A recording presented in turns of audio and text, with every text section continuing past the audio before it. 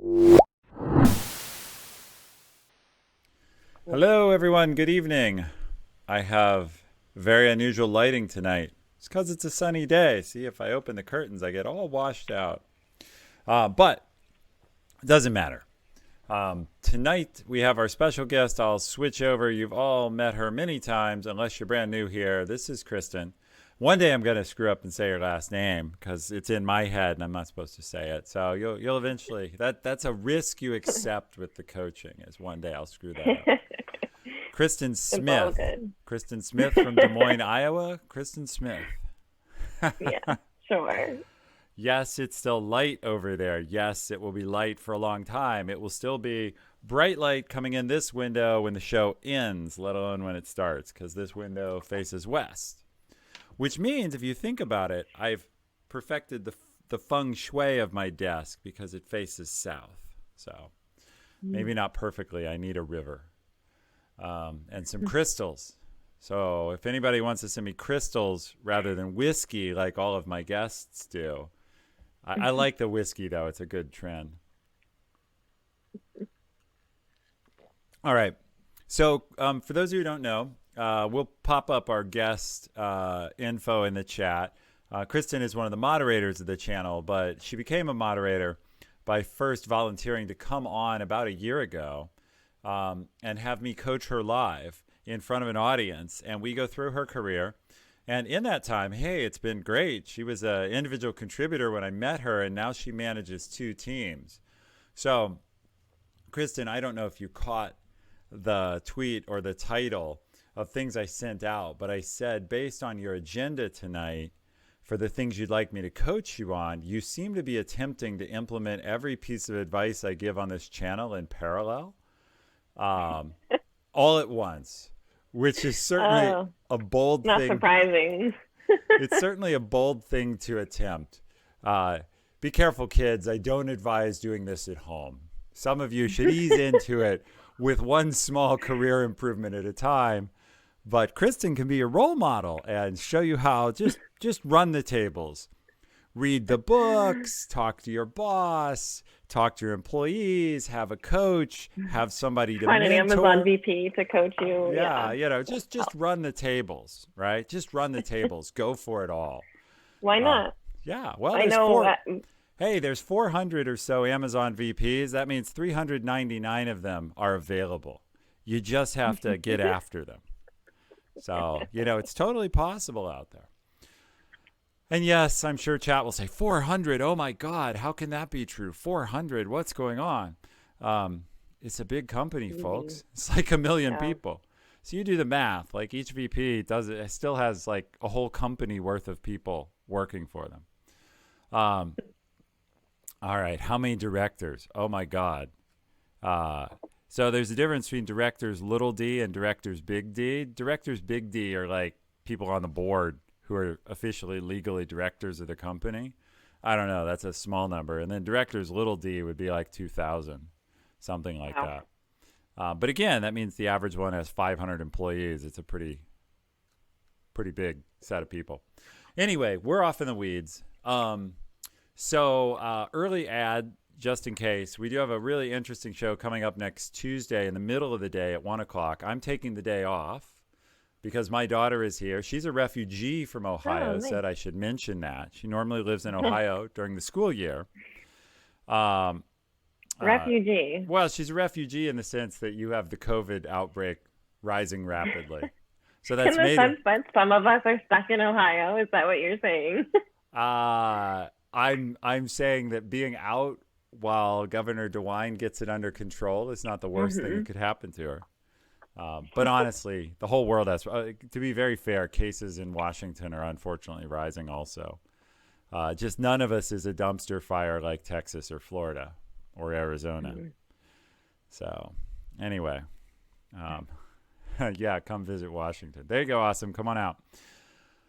So anyway, Kristen sent a whole list of things she'd like to follow up on. And we do have this guest at 1 p.m. next Tuesday. I got distracted mid-sentence. Olympic silver medalist K Coyle. And so I'll talk about this again at the end of the show. But this guy is really interesting to me. I'm just going to show his website real quick. He medaled in speed skating, and he's way more handsome. Like this is one of those guys who can get away with shaving his head. The piercing blue eyes make it work, plus the athletic build. But anyway, he's pivoted to being he was a consultant for a long time, and now he's a speaker. He's a public speaker. He's got his own book. He does two really interesting things. Frankly, he tells the story of what he learned in both winning and losing medals and what he wished he'd known when he was coming out of school. Because basically, he didn't learn his lesson until it cost him more Olympic medals, and sort of in hindsight. So he could have medaled more, I think, if he'd learned the lessons earlier, and he's going to teach you. And I have actually, there are pictures of me. Maybe I'll share them. I did once have my head completely shaved in order to see what the hell it looked like. Unfortunately, I did this after a bunch of tequila shots with my boss at his New Year's Eve party. And my boss, who has a shaved head, really wanted to shave my head. And I thought, sure, why not? What could go wrong but having a boss who's drunk a lot of tequila shave my head at a New Year's Eve party? Turns out he's really good at it, and I did not get cut at all. But the problem with shaving your head at New Year's Eve is it's cold, and now you have no hair, and you didn't bring a hat because you did have hair. So, I don't know. You learn things. You learn things you did not expect. The law of unintended consequences. Yeah, it sounds like common sense, but I'm surprised, Ethan. I do have Party Ethan. I do have an occasional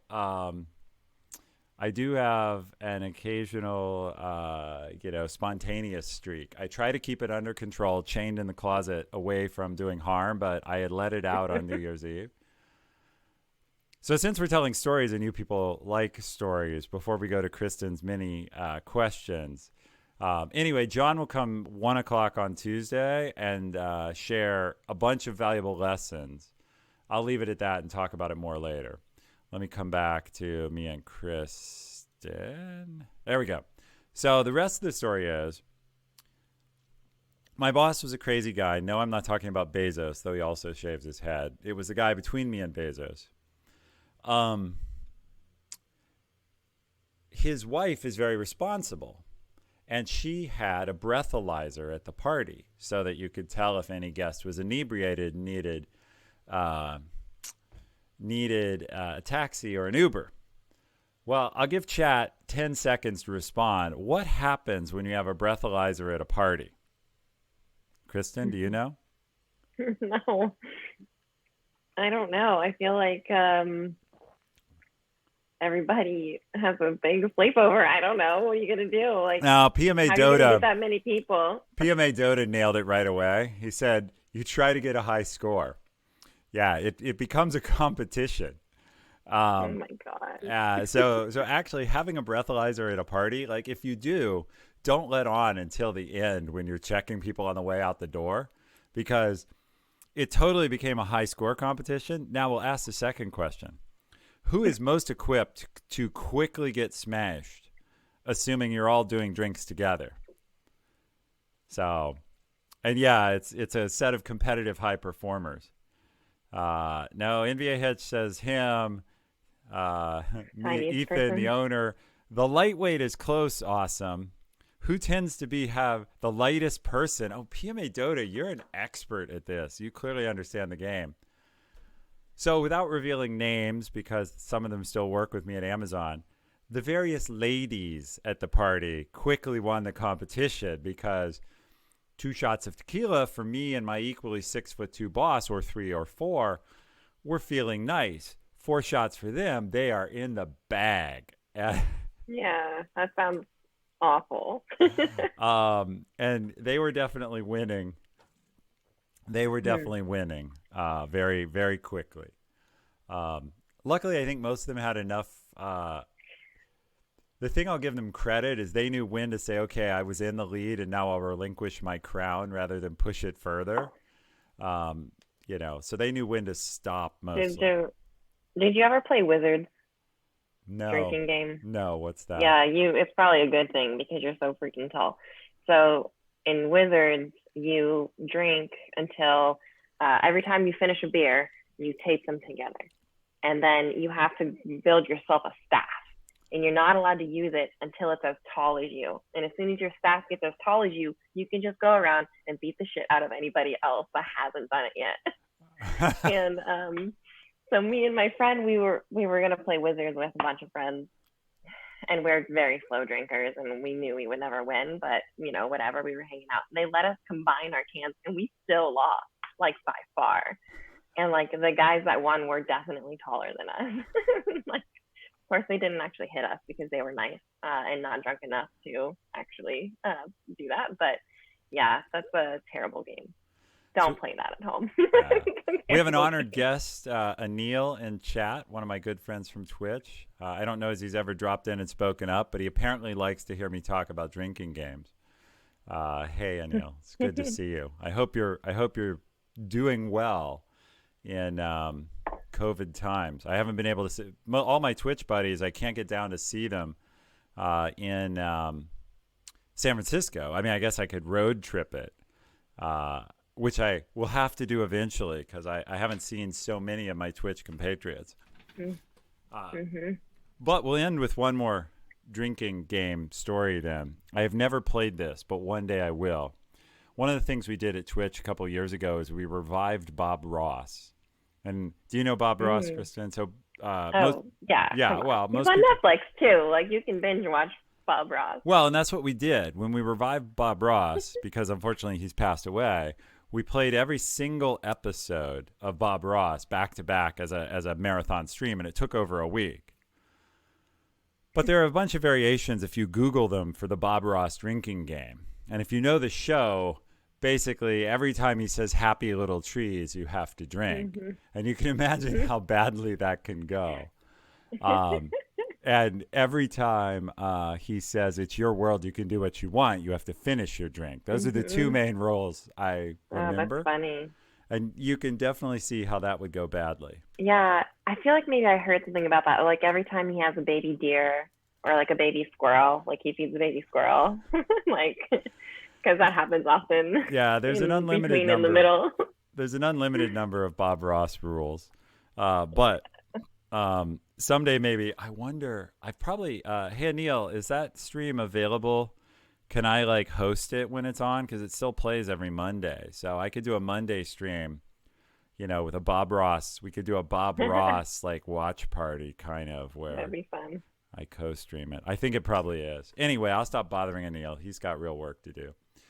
So with all of this said, Kristen, you sent me an agenda. Do you just want to take it from the top, or do you have something burning on your mind? Where would you like to start using our time? It doesn't matter to me. I'll let you pick. Well, last time. I kind of did it in chronological order, but. Yeah, last time I did assign you homework. So you were reticent to pursue getting a mentor. And you proposed this very anemic step. Like, I think you said, well, by the next time we talk, I'll think about some people. I think you said, I would have asked. You would have asked him, and I said, step it up and get a mentor. Have him. Yeah. In all of chat said that was weak, and then I needed to do more, and then everyone said to go for it. And because you guys made me feel so confident, I just did. I went for it. Great. Tell us more. How did it go? Yeah. So first I emailed my boss because after we talked, I felt like it was really great advice from you to put out there what I'm specifically looking for and what I need help with as a mentor, so that my boss as a VP could consider who do I think would maybe be a good fit for that specific need. So he sent me over 3 additional names to check out. So then I reached out to somebody else that I know in the organization that I'm close with. And she's met lots of people. And I thought, hey, do you know any of these people? You know me really well. Do you think any of these people would be a good fit? I'm also considering this initial person that's a VP that was recommended. And so she was like, well, I know one of those people. I think that both of those, the initial and this person, would both be good fits for you for different reasons, blah, blah, blah. So I was like, okay, I'm going to go with the initial person. That's the VP. Because the other people were still in leadership roles, but they were in the clinician space. So like nursing director for a hospital or something like that. Like they were high up on the clinician side. And I decided to go with the marketing VP because one, I've already met her. Two, I work a little bit more closely with the marketing department. Yep. And so I thought that could be good too. And then three, I don't really have a desire to necessarily grow into the clinician space. So I kind of felt like having a mentor, it could be cool because it'd be a very different perspective, but I opted to go with this other person. So I went back and listened to some of our talk because you're so good with this VP speak that I was like, okay, I loved the way Ethan phrased some of this. So I listened to it and jotted it down and kind of rephrased it into my language. And I sent her the note and I just said, I said, I'm looking for a mentor and my boss recommended you. Here's specifically what I'm looking for. Let me give you a little more color. Looking for someone who can help me with my confidence, someone who can help me because I'm often feeling out of my depth. I'm not having the time to master these things that are coming at me and I'm just constantly learning. And I shared a little bit more. I kept it fairly succinct, but I wanted to give her enough detail that she could make a good decision on whether or not she wanted to entertain this as an idea. And then just told her, we can meet a couple times and if we feel good about it, we can continue. And if not, if it's not a good fit for you, which I said for her because right. I felt like that would be the more appropriate thing to say. If it's not a good fit for you, that's no problem. I'll just enjoy getting to know you better, and left it at that. So then she emailed me back fairly quickly. And minutes, hours, days, like a day, and was just like, hey, I would love to do this. I've been wondering how things have been going for you since you've moved into management, and just would love to hear how things have been, and this would be really fun. So I was like, awesome, this is exciting. She wants to do this. This is great. So then she reached out to her assistant to schedule something with me. And she was going to be going on vacation in early July. So she wanted to try to fit in our first session before she went, which I thought was cool too, because she easily could have just put it off and been like, oh, we'll meet in a month. Yep. And so that kind of told me she was interested, just the way that she had prioritized it. Made me feel valued. So I had my meeting with her and it was very casual and I was very candid. It went really well. I thought she asked me some really good questions.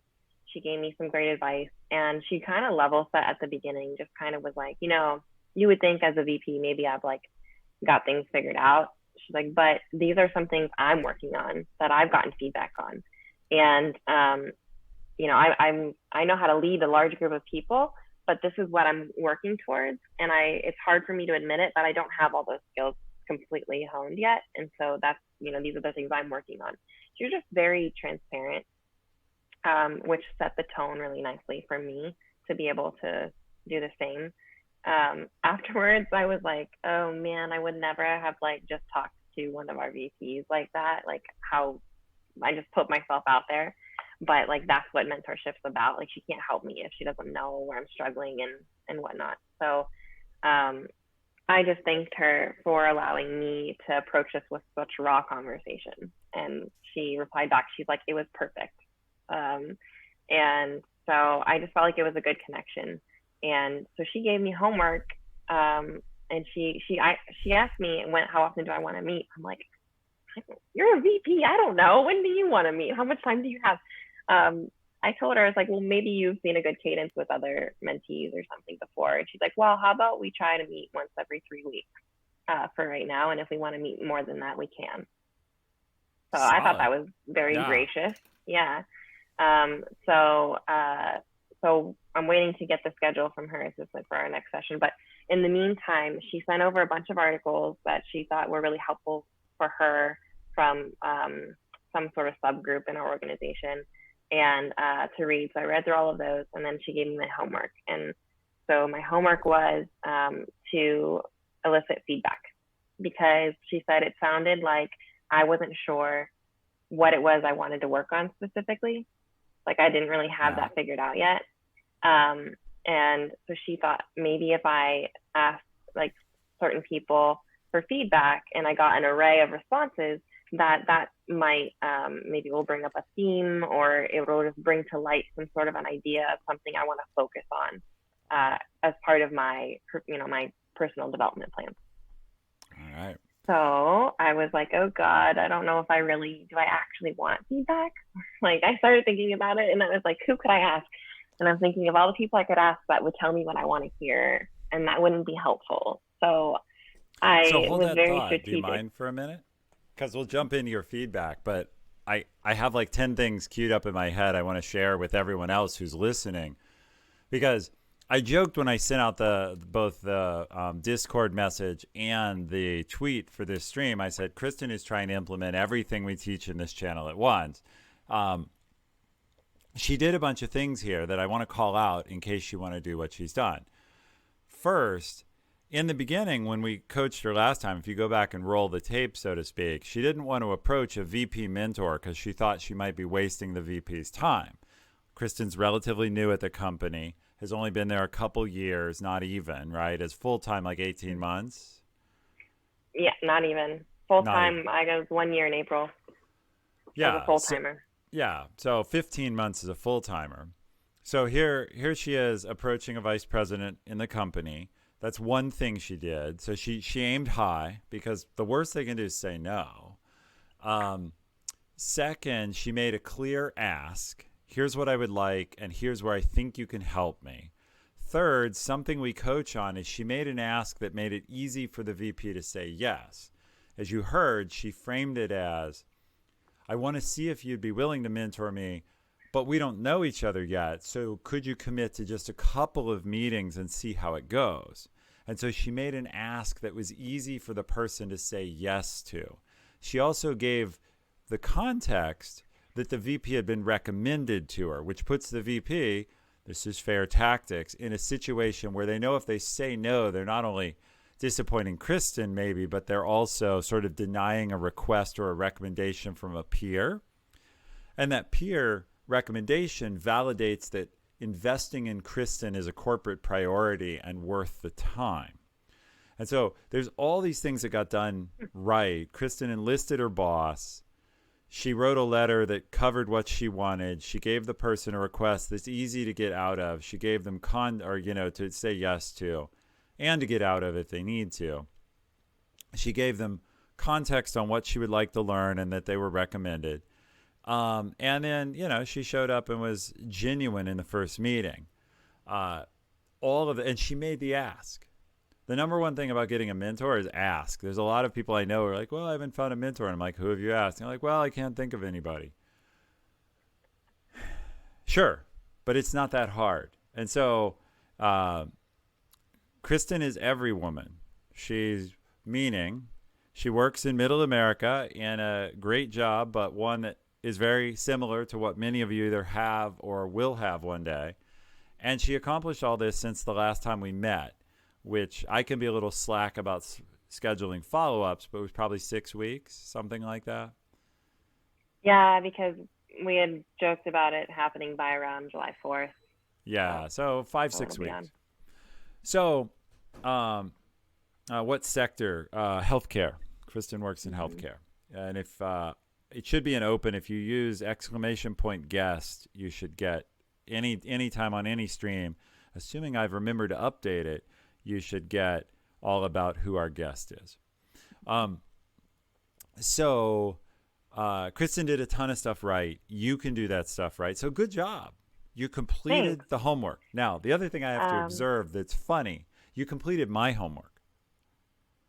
Yeah. The other thing I have to observe that's really funny, if you haven't noticed a pattern, I'm a VP, I gave homework. She talked to a VP, that VP gave homework.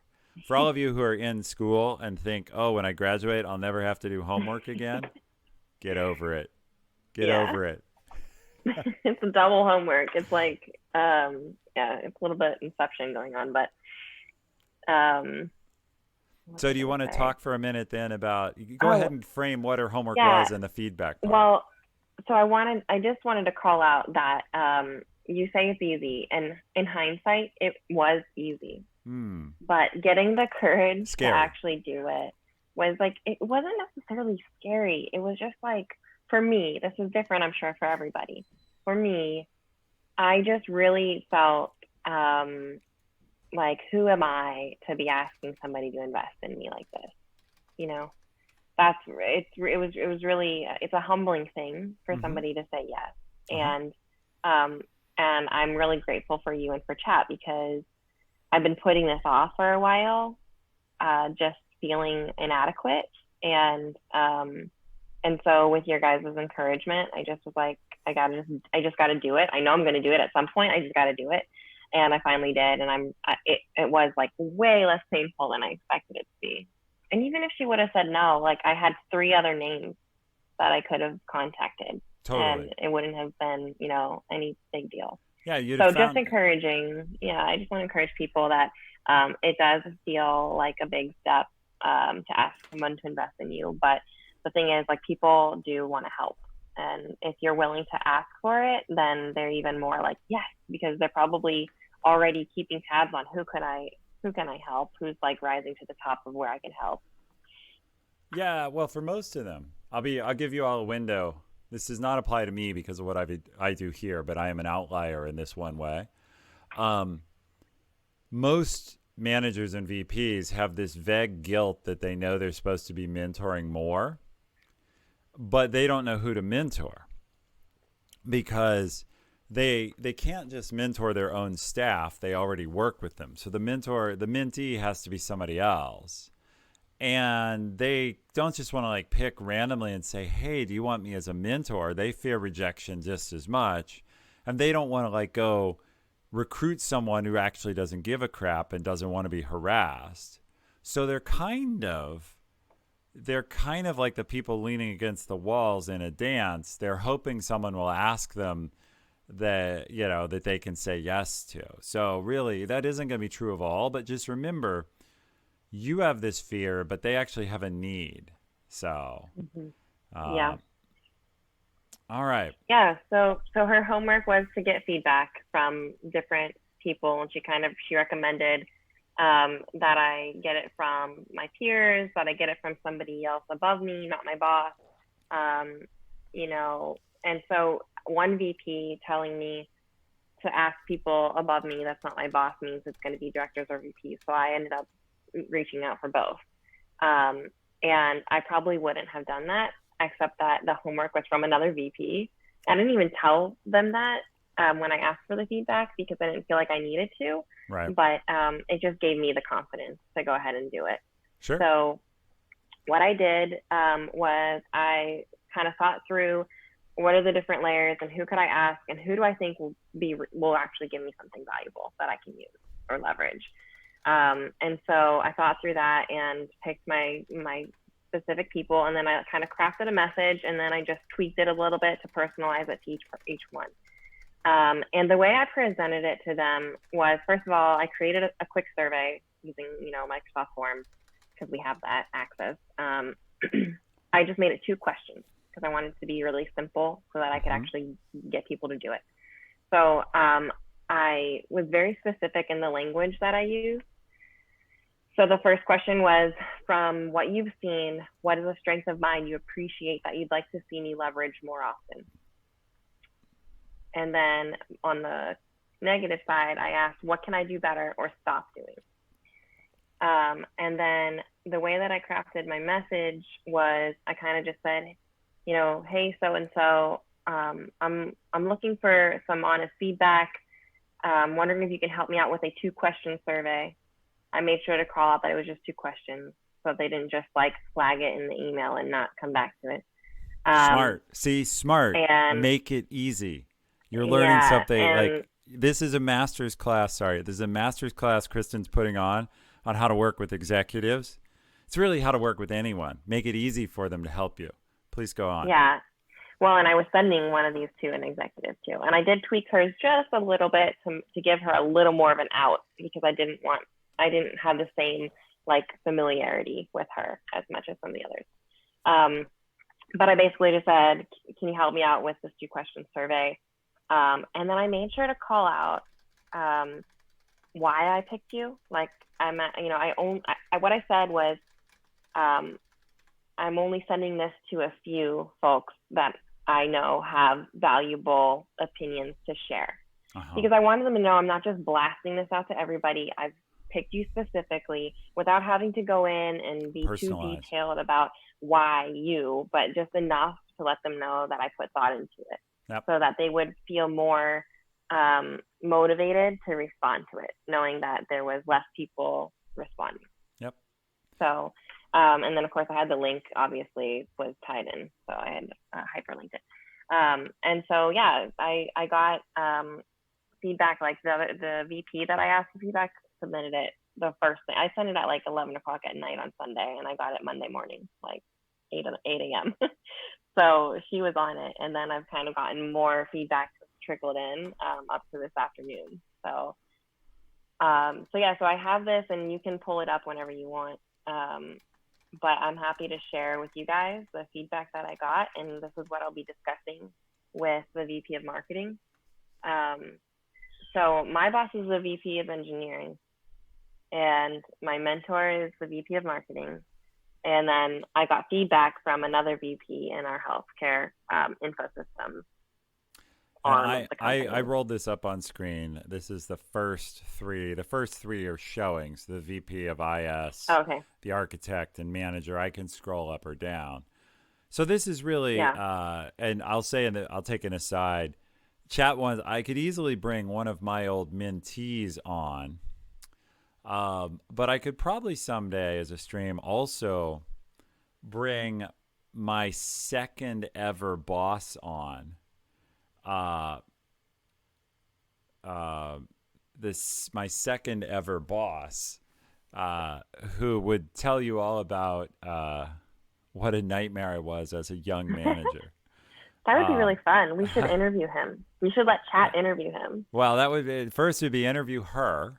Unusually, I worked for a woman in technology in the early 90s who was a manager. And that, if you think they're rare now, they were unheard of in the early 90s. So anyway, yes, she would, though, she likes me a lot, but boy, she could tell stories that would curl your hair, I bet. I would guess they are proud now, but, you know. Okay, so let's talk for a minute here, though, about some of your feedback. So I would say, unless you want to do it differently, we could just go, I've highlighted the first positive piece or the first, strength. We could just go strength, opportunity, strength, opportunity. Yeah. Okay. It'll take a long time to go through them all. So, because you did have other topics we should talk about tonight, what would you most like to get from looking at the feedback? What's success for you here tonight? I just wanted to kind of share it with chat because I feel like it's good for you guys to see what feedback can look like. Mm-hmm. It was intimidating to ask for it because you don't always want to hear that stuff, even though you tell yourself stories of what you think they're going to say. And some of them might be true. But it was actually very empowering to have people just give me feedback. And I don't know, it felt really good. And so I wanted to show it because I think that it's not always the easiest thing to do. And I just wanted to have that transparency as a part of, that's like what I bring to chat every time we do this, right? It's just transparency. And so in all my candidness, like this is the feedback I've gotten. Yeah. And, well, then I'll make sure to show it all. Yeah, go ahead. So what I think I would love is commentary on what are my themes. Like I need to bring back a theme, and I'll talk about this with my mentor. But you guys are helping me process my initial processing of this since I haven't really dug into it yet, and so we can take it wherever you want. Well, for those of you on PC, I'll scroll through it and you can see what themes you pull out. I do think theming is really important. So let me go ahead. There's only 5 things, so you've got the first 3 above the fold. I'll move down. These are Okay. the other two. Obviously, one person wrote a lot. I'll say, I scrolled back up for a second. One thing that's really interesting to me is someone here says honest feedback here. What this Mm-hmm. tells you is you're uncomfortable. Everyone is uncomfortable asking for feedback. But Yeah. one thing that can You're make you, uncomfortable giving it. they're uncomfortable giving it. Oh, Because yeah. what they're worried about, you're afraid of what bad thing you might hear. They're afraid that even though you've asked for it, if they tell you the truth, they might offend you or wound you. And it Yeah. is funny. I've told this story before that I had a woman ask me for feedback, and then when I gave it to her, immediately began to argue with me and say I was Yeah. wrong. At least she wasn't offended, though. She simply disagreed. But it's a risk. It's a risk to ask, and it's a risk to receive. But there's Mm-hmm. so much value. There's so much value. Yeah, and So, that person yeah, go has ahead. now said, well, because I talked with him after, and I just thanked him for it, and I apologized. You guys will see. Like, I just basically told him I'm going to be looking for more feedback from you on how I'm improving, because that's my goal, is to improve this. Yeah. So I guess that might play into one of my themes, but and I just told him that I didn't know how I was going to respond to getting feedback, but I knew he would give me like real feedback, and he works with me the closest out of any of these people. And so I was just really grateful. Like, I thought when I would read something like this that it would make me just feel like guarded or defensive. But instead, I actually just felt so thankful that I work with someone who's willing to tell me this. Mm-hmm. And I was a little bit surprised at my own reaction. So I told him that because I wanted him to know that I had that it felt good, and that all it did was make me feel grateful that I get to work with him. And then he said that, he appreciates it and he wants to do something similar. And I'm like, oh crap, no, I have to give candid feedback. So you're right. There's like a fear of asking, but it is almost harder to have to give it. So. Yeah, it can be. It can be. So maybe we'll talk about how to give feedback well another time. So That's a chat, good idea. you've had a chance to look at these. I'm sure many of you are looking at the what can you do better. But if you look at the what have you seen, to me, one person clearly doesn't know Kristen as well, right? He or she opens this with, I do not work with Kristen, daily with Kristen. Mm-hmm. Again, do not work daily with her. So this is a person who's distancing things and giving short answers. Mm-hmm. But if you look at the other four, I would argue all four of the strengths are the same. So if anybody in chat wants to call out a theme, we'll see if you agree. You have to get started typing before I say what I see. But what I see, the messages I'm sure will show up in a minute, ability to connect well comes from extremely good at asking open-ended questions. Biggest strength is your empathy and your sincerity. And then the next person says empathy. These are all really the same thing. They're variations and angles on it and different emphasis. But everyone is clearly talking about your ability to knit with your team, show care for them, give them air cover, and represent your team. And that comes out as a strength across all of these. I would argue, and it might be more rationalization, that part of this watching or pull concept and ideas together may or may not be the same, which is fine.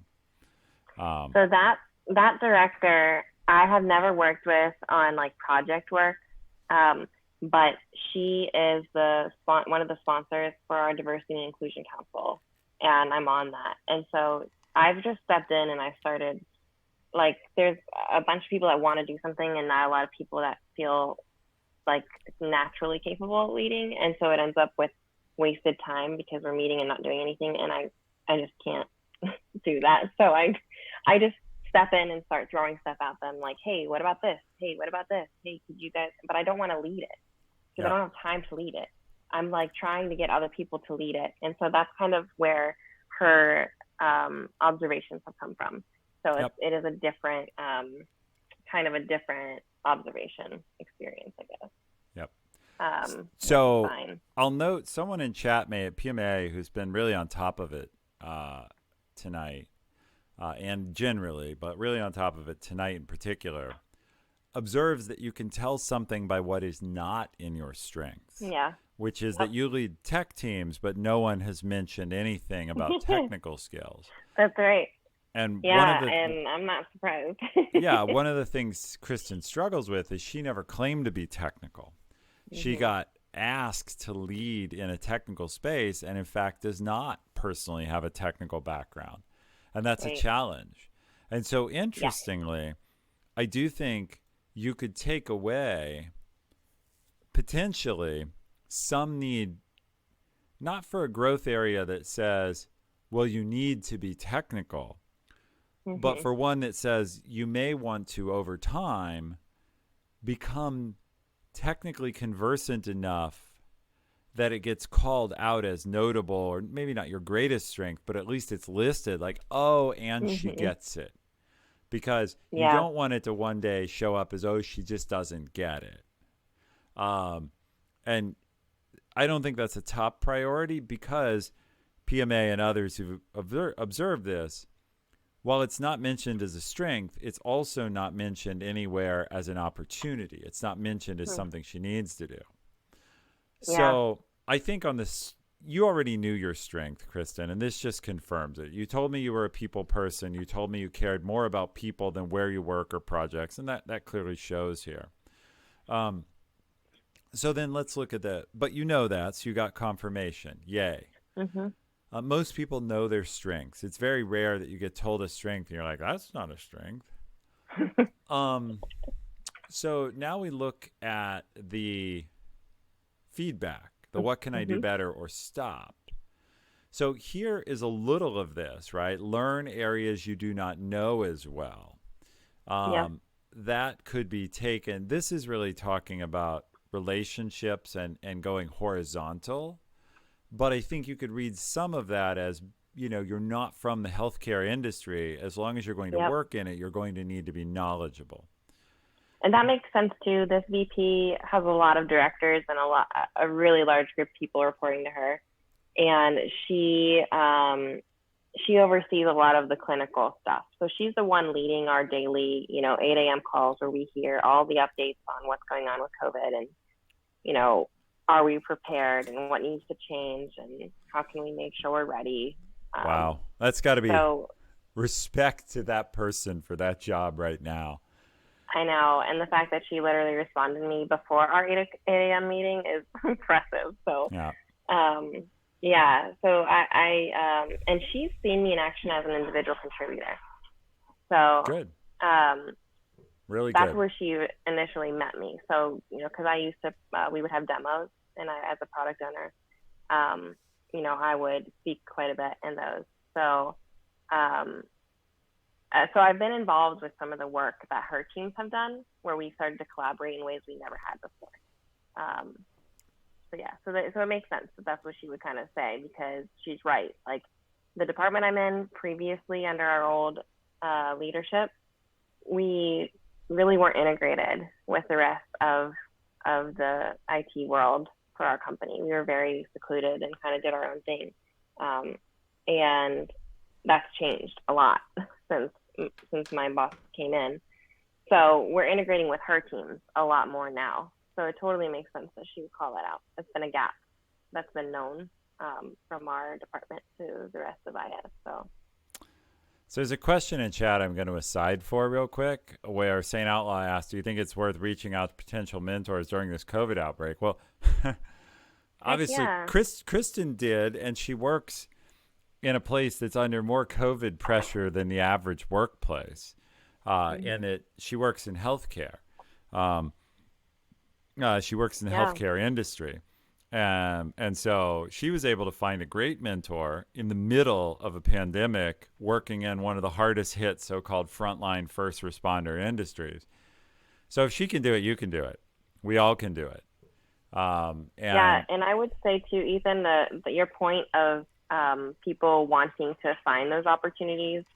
Right now, there's this feeling of helplessness, like I can't fix the world's problems. Oh, But I do I have know someone that? coming to me.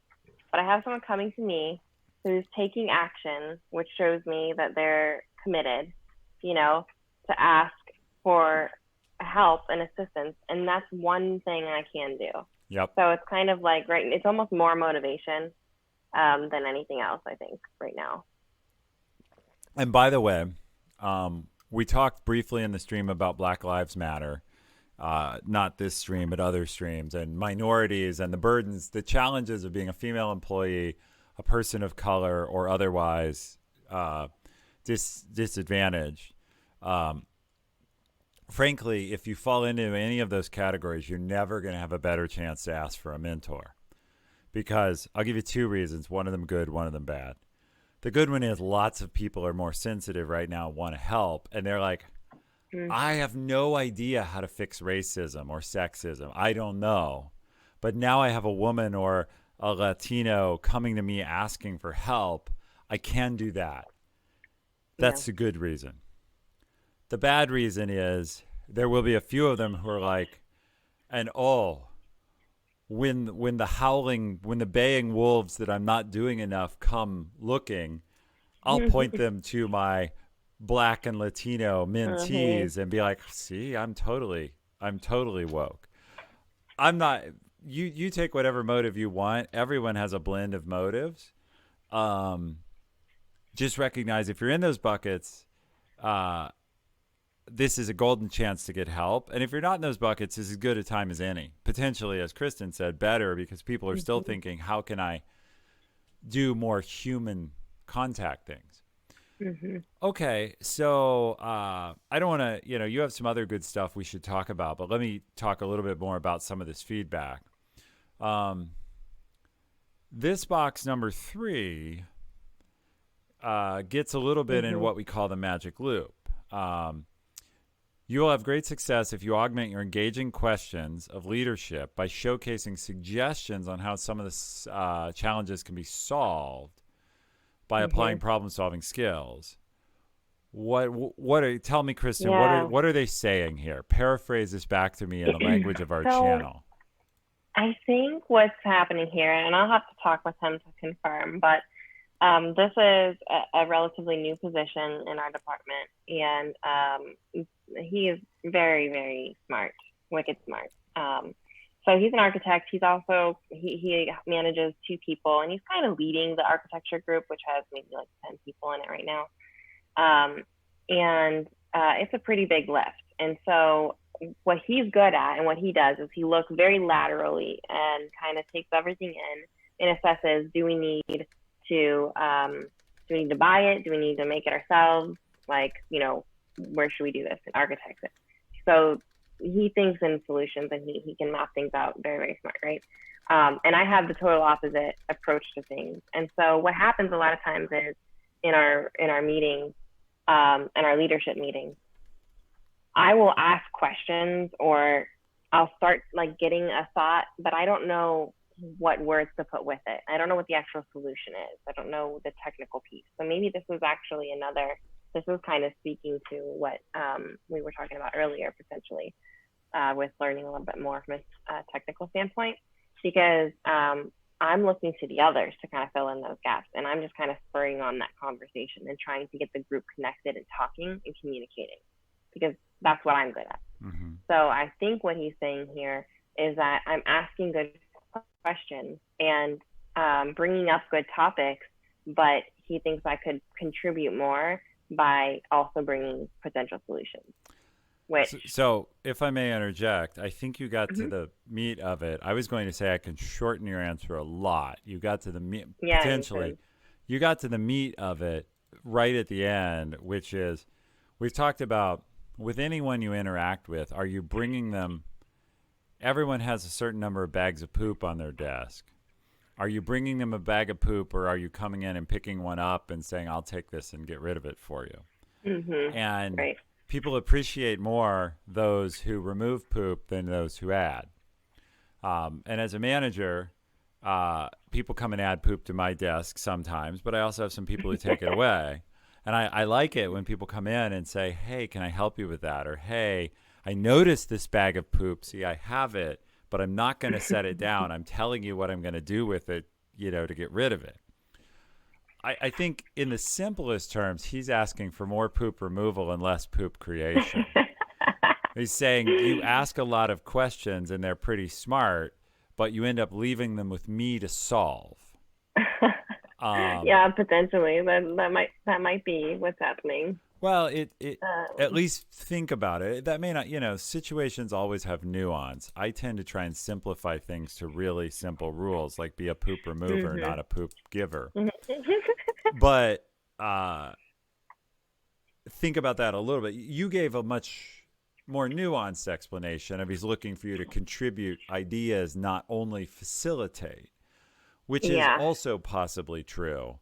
But I'm tying this together.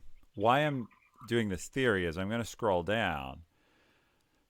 Both of the other two things talk about getting people to solve their own problems, not taking them on. So when there is specific feedback, then I would always encourage us to ask individuals if they worked with a specific individual first or worked with the team to discuss or brought up concerns. I've observed moments where instantly escalated rather than allowing the individuals or teams to self-organize. He's basically saying, try to push people to solve their own things. So try to push people, handle your own poop, don't bring it to others. And similarly with the director of IS, even though she doesn't know you as well, she's saying, I think she may need to be more director specific with who is doing what by when and not owning all the follow-ups. And again, that's about get other people to handle their own poop. So I know that. And that one. Yeah, go ahead. Well, that one is harder for me to understand too, because I have actually I've intentionally tried to not be the person that's like, okay, you're doing this. Here's what I'm expecting you to do. And this is when, because I'm not in charge of that group. And I don't want to take on this stuff. So I've purposely pulled back from doing that just because I know that I don't want to come across as if I'm trying to be one of the co-chairs, because I'm not. And so I'm trying to be careful because when people don't step up to lead, I just kind of jump in, but I'm not one of the lead. I'm not actually one of the leaders. And so I'm trying to figure out that balance. I think maybe what she's saying here is if I see the need, just do it. But I don't know. So, and the product owner, so this was she was my peer when I was an individual contributor. We were on the same team. And so now, I thought she'd be a good person to ask because she knew me both then, and I knew she would give me some honest feedback. So I think what I'm reading in from her is more figuring out that balance between what do we ask our teams to do and to figure out versus, coming in and what problems are we giving them, I guess, to solve. And this is coming actually from a lot of other issues that we're dealing with those teams right now. So it's a little bit harder to speak to, and it would probably take a lot longer. It would take a whole another session for us to talk through some of the stuff that she's bringing up there. But I'm curious to hear. So then, how are you tying that back to? Well, I tie several things together, just essentially saying you're really good at facilitating. Maybe you're not yet as strong at causing problems to get solved, that you're better at identifying things and surfacing them than in leading to their resolution. So another, if I look at the positive side, I do not work daily with Kristen. However, I enjoy watching her ability to pull concepts and ideas together and help move the topic forward, which is how you described what you do with the architect, that you pull things together and move the topic forward. And my point is, it's extremely valuable to be able to tease out what is the problem and get people's consensus on the problem. And it seems like you're getting a lot of feedback that you do that really well. And you're also getting some maybe feedback that taking things to the next step and getting the Scrum team to effing do it, or people with a date, you're getting a little bit of feedback of, A+ identifying the problem and getting consensus, maybe C on now get somebody to deal with it.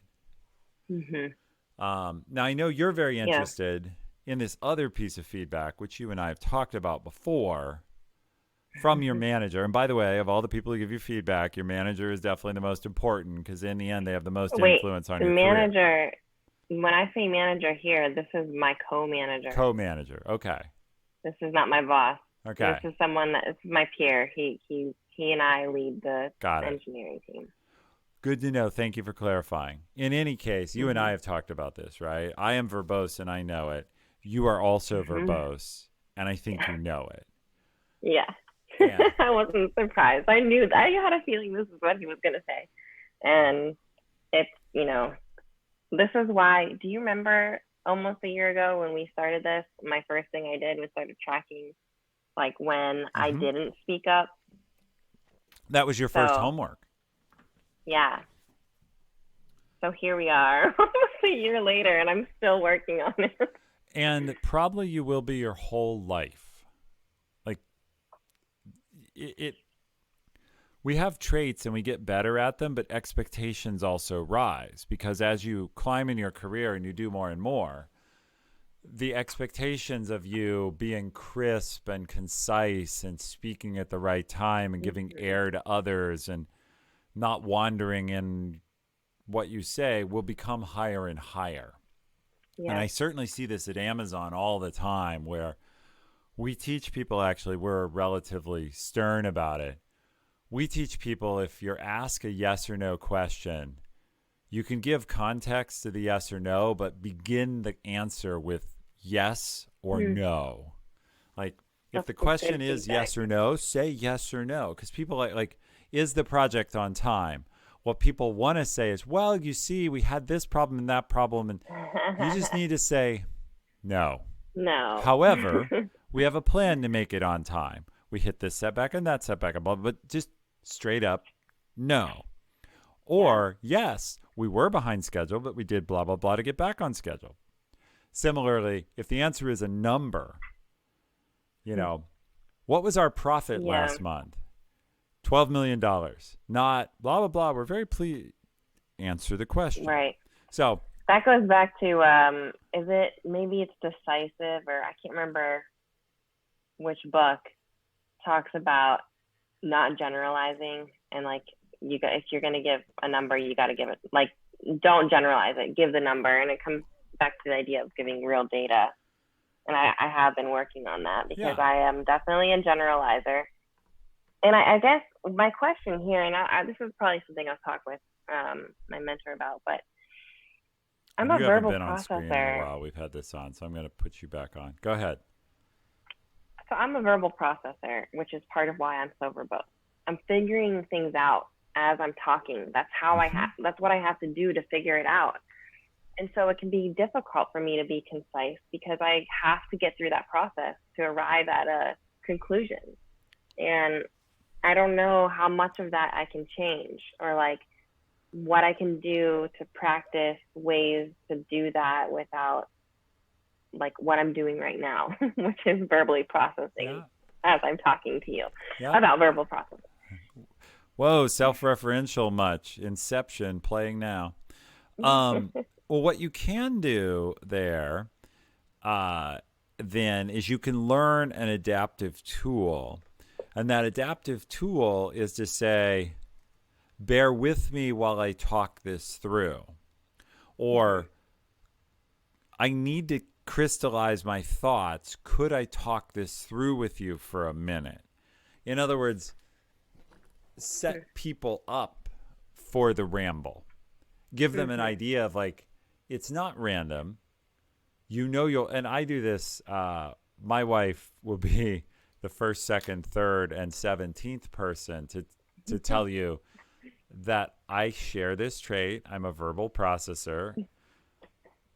And that oftentimes I will answer my own question to her if only she sits silent while I get there. Yep. So that's totally me. Yeah. So that's who we are. But you can at least, my wife knew that when she married me, but the other people aren't married to you. And so they didn't pick me. They just got stuck with me. Right. And so they could maybe use a warning and some guideposts. And if they say, actually, I don't have time for that right now, say either, great, then I don't have an answer for you, or, okay, I'll have to go through and, can we talk in take it offline. Take it offline. But the great thing is if you sort of ask for that social permission, people can tolerate, like, in the most bald way, not that you would ever do this, but if someone came into my office and said, Ethan, can I just ramble at you randomly for 5 minutes? I really need it.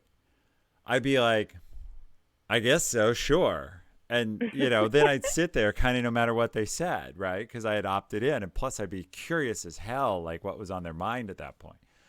So there's a lot of ways to do this. But what I'd like to do, just to make sure we don't stay up too late on your end, because I know you're East Coast time, maybe we talk, you had this question, prepping for mentorship meetings. And parenthetically, you said, what have you seen successful? How to make the most of it? What can I do differently than I do for these sessions? Well, first, this is would it be okay if we move to that? Sure. Okay. So on a mentorship point, this is mentorship, that's mentorship. So at some level, you should use those sessions like you use these, except there you have people who have domain specificity. They both know the domain and the company you're in, so they have context I don't. And they've seen your actual work, which I never do. And so the main difference, I have an advantage over them in that I can give you feedback without needing to be burdened by your company culture or any of the personalities or who I might offend if I say this or that, because I don't know any of them. So I have independence. Right. What they have that I don't have is they have context. And so that context can be super valuable because they have that great context. And so both are very valuable. So I think I would try to slant my questions or my use of the time to the things that require workplace context, because I will never have that for you. And you can't get that from an external mentor who hasn't worked at your workplace. Now, what have I seen be most successful? Well, short-term successful, there's a short-term and two long-term. Short-term, it's be focused, bring an agenda, understand that the worst type of mentee for me is the person who comes to me and say, they say, will you be my mentor? And I say, sure. And then they come to me and they sit down and they say, okay, I'd like to grow. Tell me. Like they're putting 1% energy in, which is to show up, and expecting me to deposit with no preamble sort of this godlike wisdom on them. And this is just,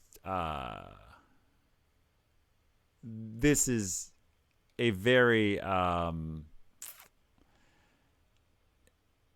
it's not very inspiring, and it's hard to do because I don't, so you have to make it a give and take, try and meet them 60% of the way. And so, because remember, more than likely, they're not spending any time thinking about you between meetings.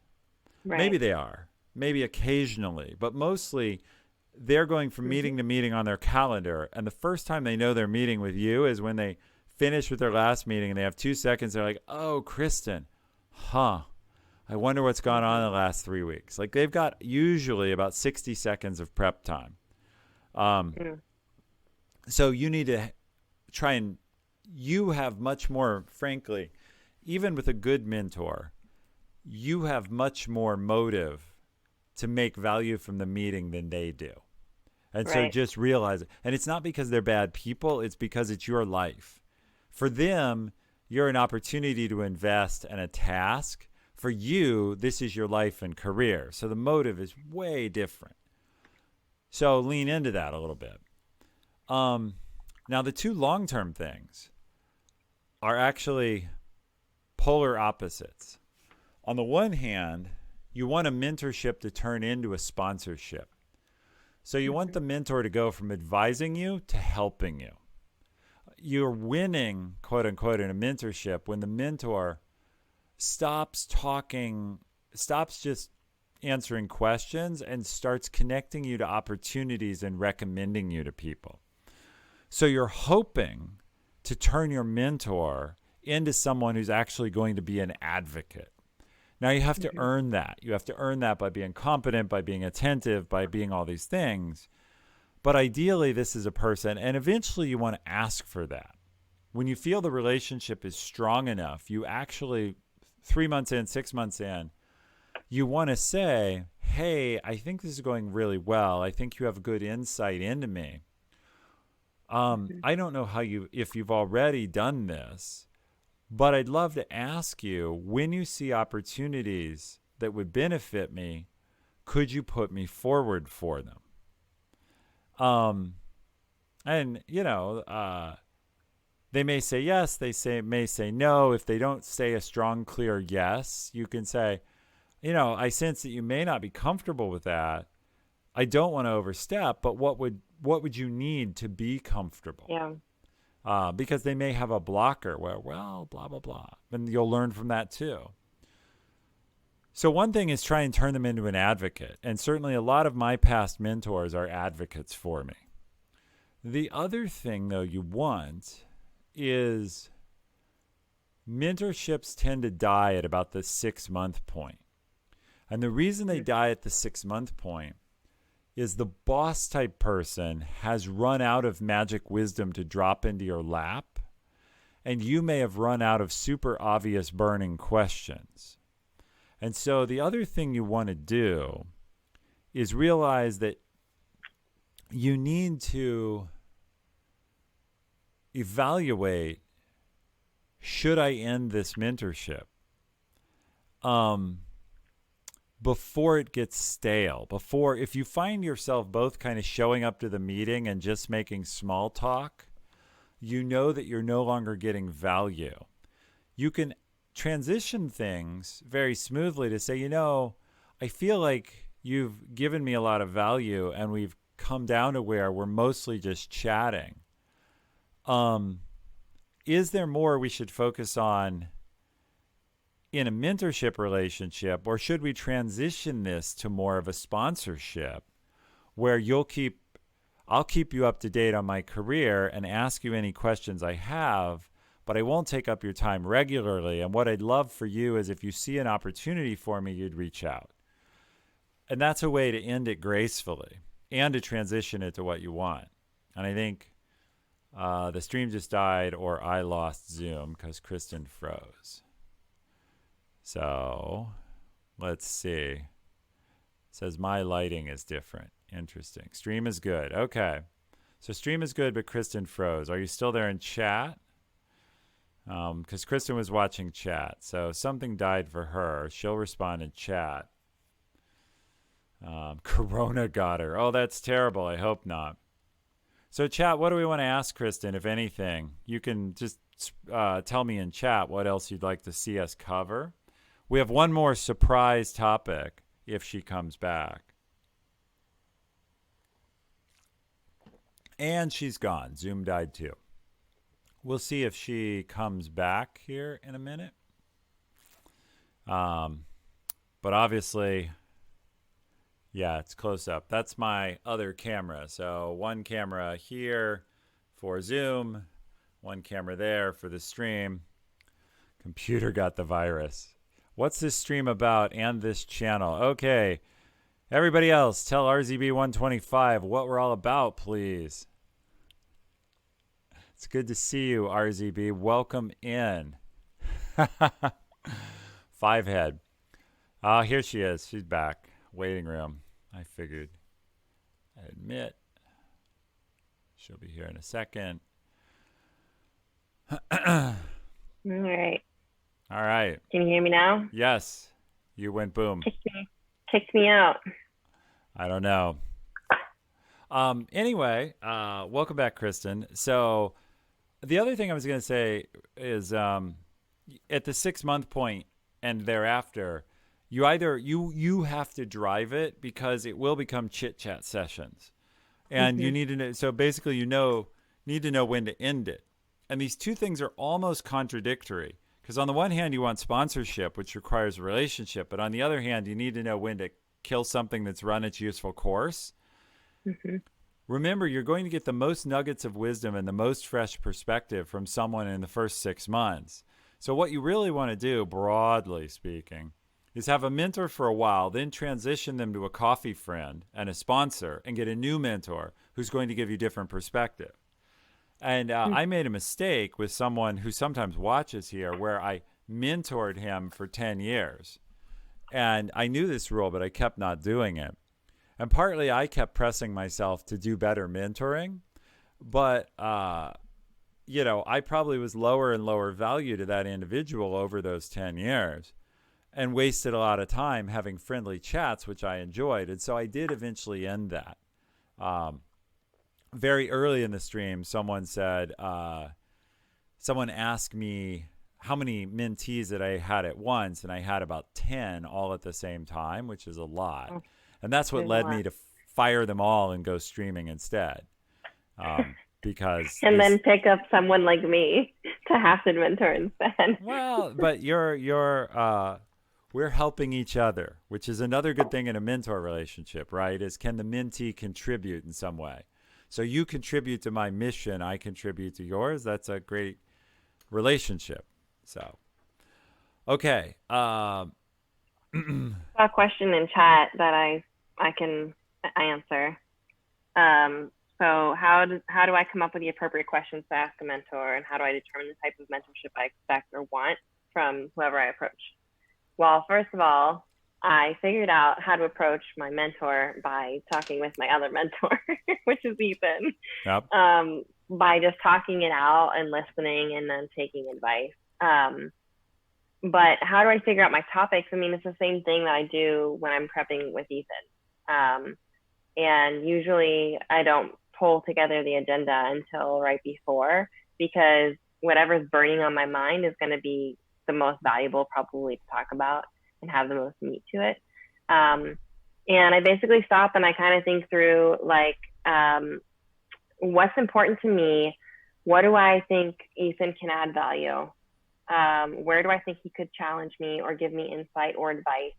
Or of the things I'm doing, what would I like to know what he's experienced to help shed light on something I don't have yet, which is the experience. And so that's kind of the questions that I go through when I'm trying to pick what I want to ask about. And a lot of times I pick things that are kind of related, but sometimes they're, they span a bunch of things. If you've watched these conversations, you'll notice that. But usually there's some sort of a trend of, whatever the topic is. But that's how I pick. So right. I don't know if that answers the question, but hopefully it does. So let's go to our last super fun topic, which is between our last sessions, I reached out to Kristen and asked her to jump in for a favor. And what's fun is I asked Kristen, would she be willing to mentor someone in what I felt was one of her areas of strength, which, by the way, if we flip back over here, let's see, right? We all saw earlier, but some of you have joined and left. This is her feedback. And her feedback was all about empathy and caring for people and ability to ask questions, all things that are emotional intelligence. You're extremely good at asking open-ended questions. This is feedback from her coworkers and managers above her. Biggest strength is your empathy and sincerity, etc. So I had someone come to me who wanted to grow his emotional intelligence and was asking me how to find a mentor who could help with emotional intelligence. And I racked my brain and thought, who do I know is really good at that? And of course, I landed on Kristen. And so the funny thing is, here in chat, we have Awesome P in chat, who would ask me, how can he find and get a mentor in this? And I thought of Kristen, who's another one of our channel VIPs and moderators, and I connected them. So the fun thing we have going on here is, yes, I am a grand mentor in this sense. And I like that. I have many grand mentees now. But tell us a little bit, where have you and Awesome ended up, and how is that gone? Awesome. You're welcome to speak up and chat, because your opinion is equally, if not more, valuable than my opinion and perspective on this experience. So we've met just once. We had a video chat on Zoom, because video is important to me, and I asked if he would be up for it, and he was. So we got to meet, and honestly, we spent I don't remember how long it was, Awesome, maybe like an hour and 45 minutes or something chatting. And I spent most of the time just asking him a bunch of questions, trying to figure out what his needs are. And I asked him pretty specifically, what are your expectations? What do you need out of this? What are you hoping to get out of this? Just to get a better sense of, where I should take it. So I really enjoyed getting to know him, and I kind of repeated and rephrased a lot of things he said back to him to try to figure him out. And he would correct me if I was a little bit off course, and he would confirm things. And so it helped me kind of understand what his needs are. And then I followed up with him a few days later with some homework for him, because that's just the best way to do this. So that's so funny. So I gave him homework, and one thing was simple. Oh, they're both pretty simple, I think. I don't know. You're welcome to disagree, Awesome. But one was just an opinion that I was asking, but really I wanted him to get down to the meat of his motivation for making this change, because that will impact the way that I can help him. And the second was I asked him to basically collect some data and track some stuff.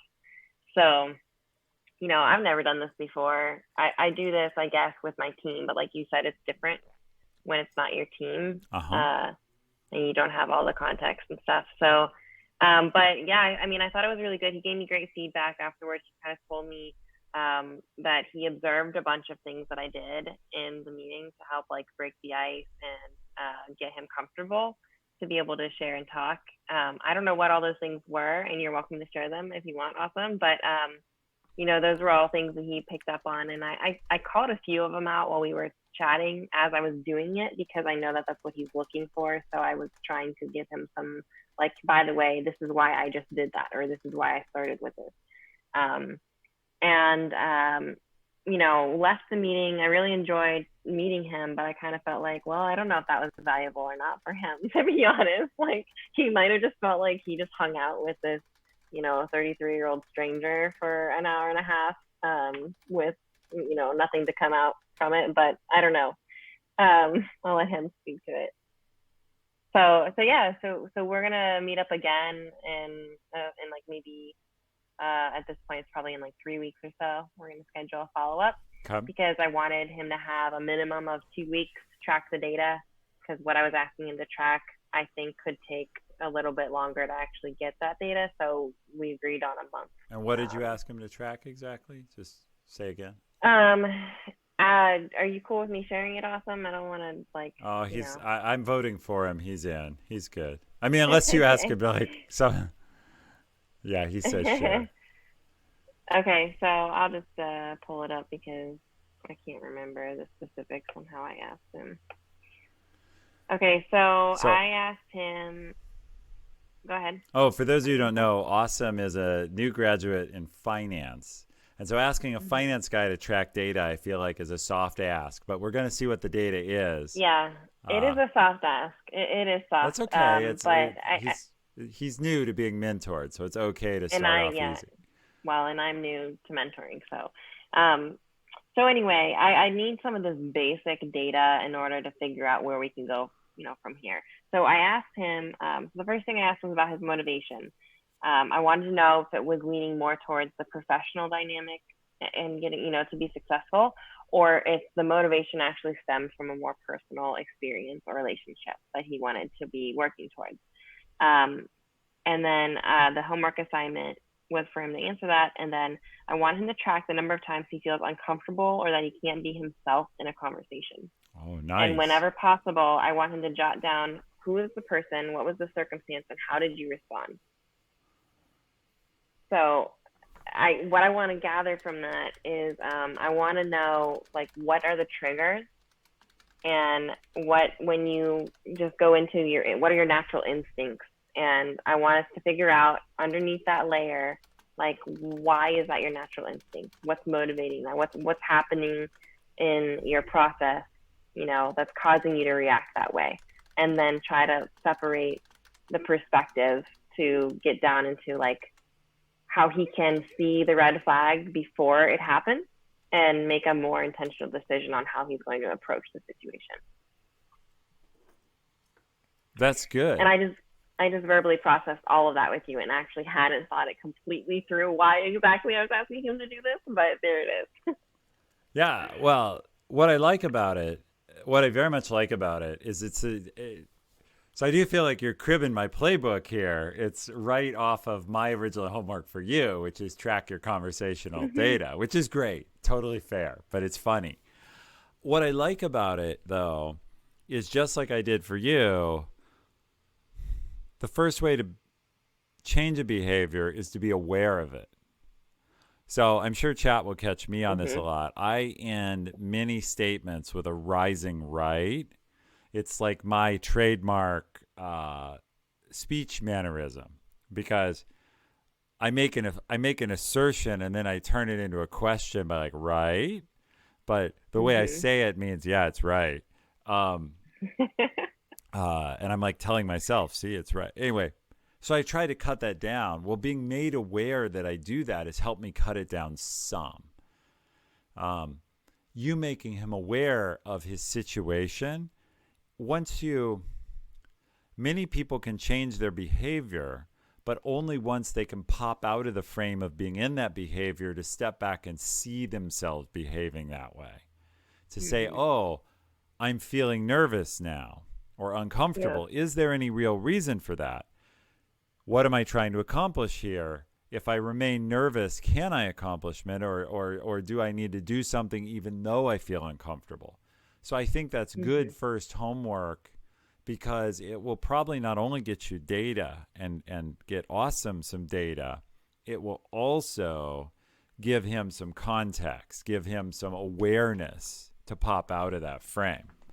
So yeah, definitely. Because also part of what he's looking to do is to remain himself and be genuine while working on this. And because, you could look and read a bunch of stuff about how to be more empathetic, and you can go and try to implement it. But if it doesn't jive with who you are as a person, it's just not going to ever come across genuine. It's not going to produce the results you want. And so the goal is to say, accept that it's okay that you are built differently and wired differently than me.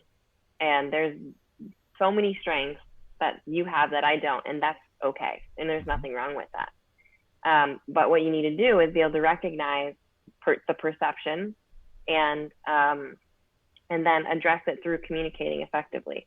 So what I want is for him to be able to stop, to your point, notice when he's starting to feel like either he has to be nice in a situation because he wants to be empathetic, but he really is feeling like, yeah, you're an idiot and this is why.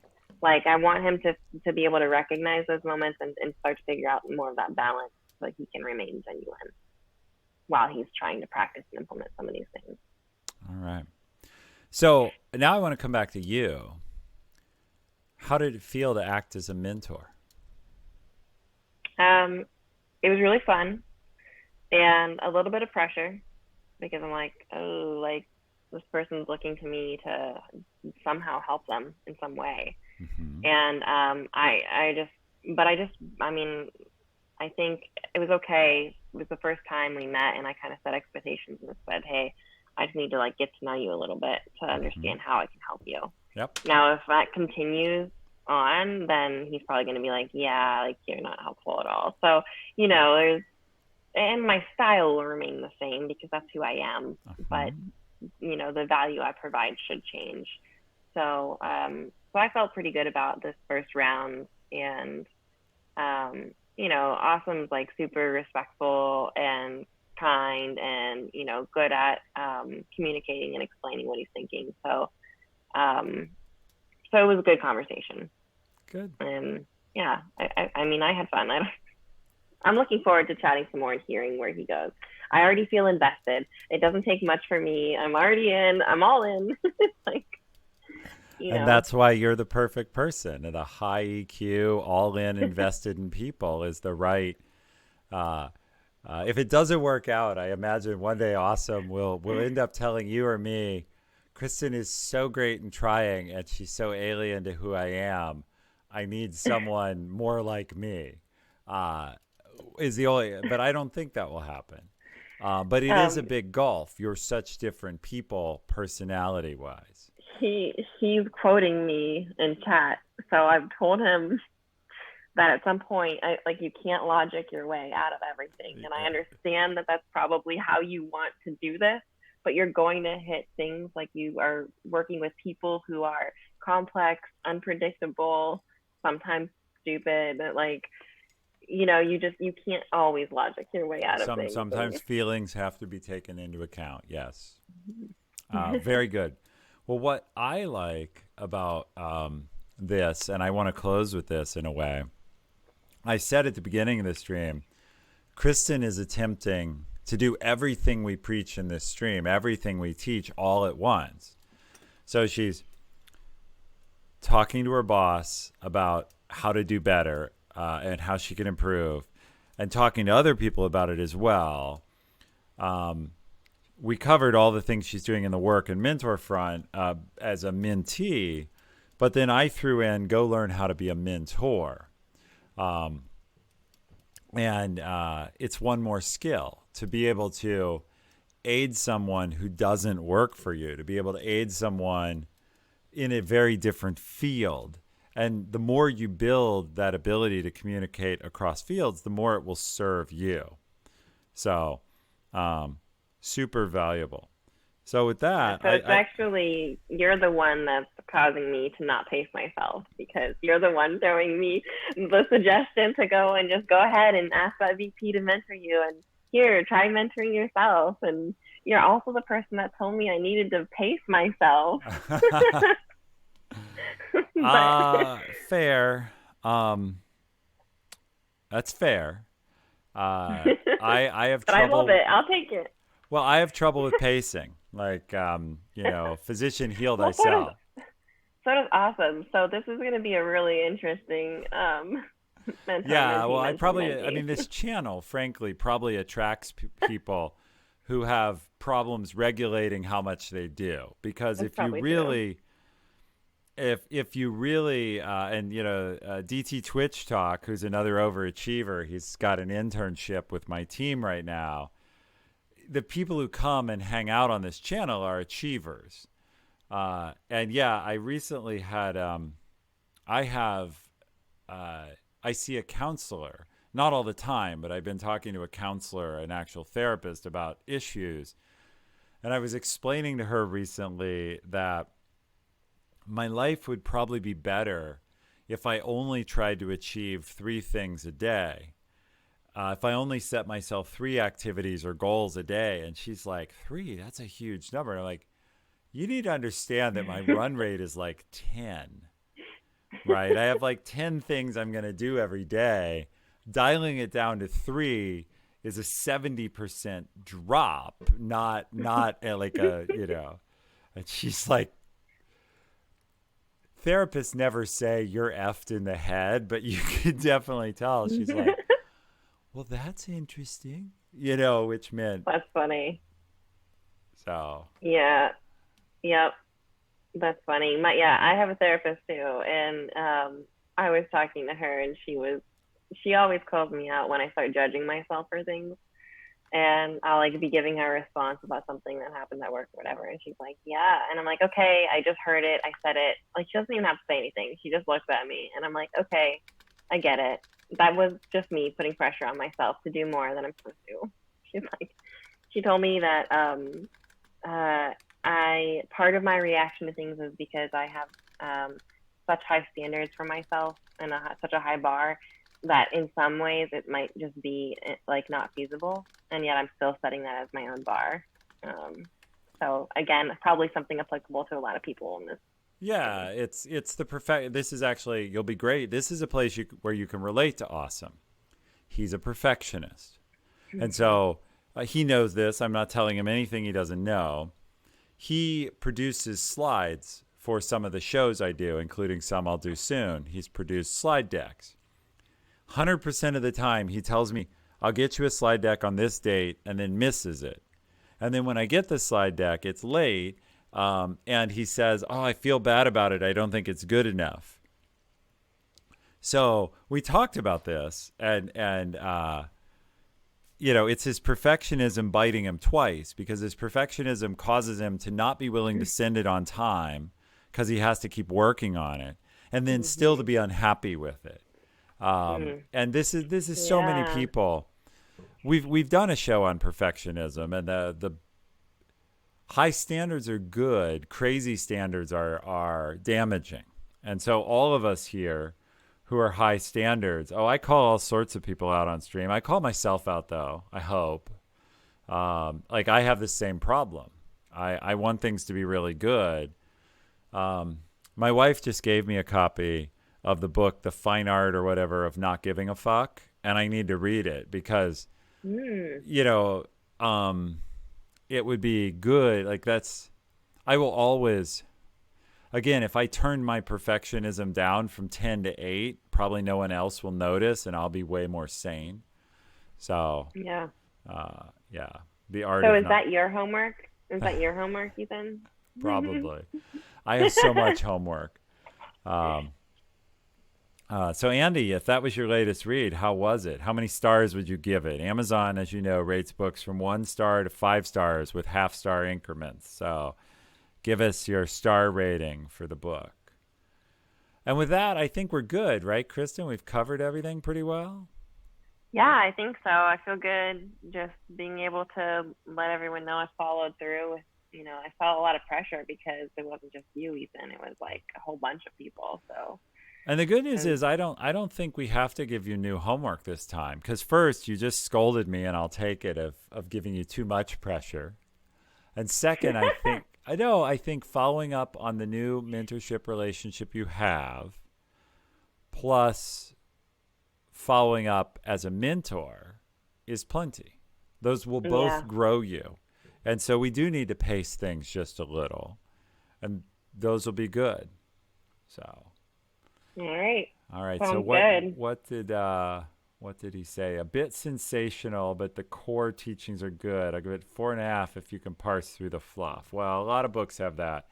Like one of the books I've recommended to 1 million people, and a lot of you will know it, is Tim Ferriss and the 4-Hour Work Week. It's got some fluff in it, for sure. It's an amazing book. It's like a 6-star book, watered down to 4 stars by the 2-star cheesiness in it and the randomness. So you got to just extract 5-star value by ignoring some of the 2-star that's blended in. All right. So, the Tim Ferriss part of the book. That's exactly right, NVA Hitch. That is so true. If you could just get the Tim Ferriss out of the Tim Ferriss book, it would be incredible. So anyway, awesome. I will let you go back to your kids and your evening. I hope to see you, and I'm going to talk.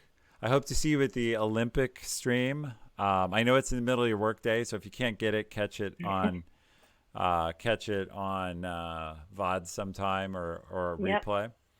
And I'm going to talk about that for everybody else, but I will let you go and we'll wrap up here. All right. Have a good night. A pleasure as Thanks. always. Bye. See you guys. All right. End meeting for all. Okay. So what are we going to talk about real quick? I have to turn these off. See the little green light? I never do it and then the battery's dead. But I did it this time. So, yeah, give claps in chat. I'm sure Kristen's still watching. She's awesome. She's very transparent. She shares a lot. At 1 p.m. on Tuesday, assuming it holds up, I think he's very reliable, but we'll find out. I have John K Coyle.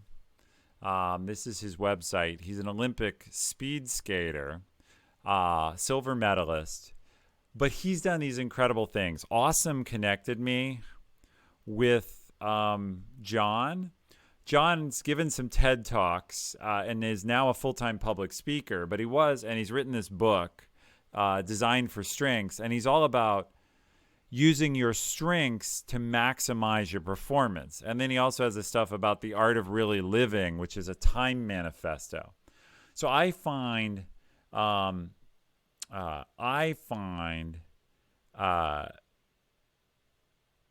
what little I had a chance to talk to John for about half an hour. He agreed to come on the show. I can't wait to have him on and really talk to him. This is him speed skating for Team USA.